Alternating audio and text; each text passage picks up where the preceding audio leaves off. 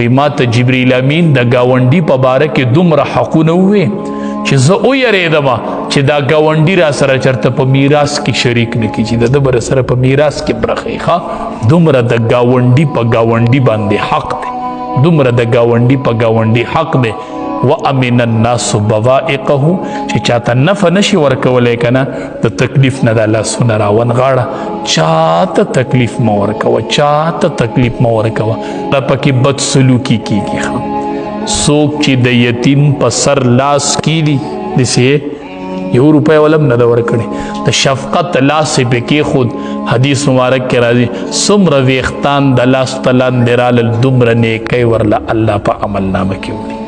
او نبی علیہ السلام فرمای څوک چې د یتیم پالنه کوي د یتیم پالنه کوي اب ما سره داسې یو ځای وي ښه د یتیم پالنه چې کوي نو دریم عمل و امن الناس بوائقه چې خلق د د تکلیف نه محفوظ ته ښه سړی نه چې ستا نه ګاونډي په اور کې ولاړ دی ښه تا ته نن ګاونډي کور نشي پرېښودی چې زما په ګاونډ کې ګاونډي شته یریږي وي ما ته د دې ګاونډي نه یره ده ته مسلمان شو ته مسلمان نه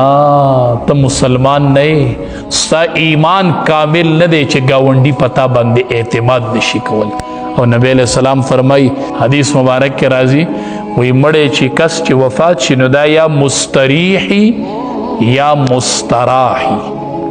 یا مستریحي یا مستراحي چې دا شرپسن مړ شي که نه نو دا مستراحي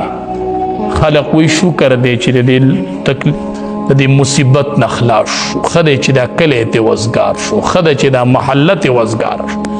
او چې نیک عمله مړ شي نو هغه مستریحي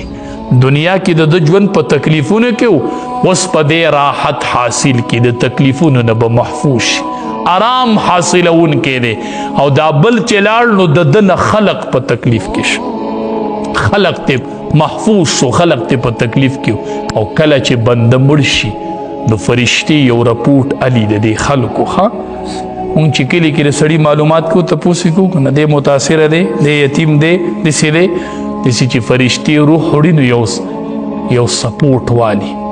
لږ معلومات والی چې خلک د باره کې څه وایي خلک وایي ډېر ښه سړی و الله دې وبخي ډېر نیک عمله سړی و دا رپورټ فرشتي اسمان ته اوسي ربه مخلوق تی نرازو الله وی فیصله د جنت وکړي چې د خلقو ته تکلیف نه دی ورکړي نو چې ستا سره دا رپورټ وخیږي چې شکر دی چې کلی ته وزګار شو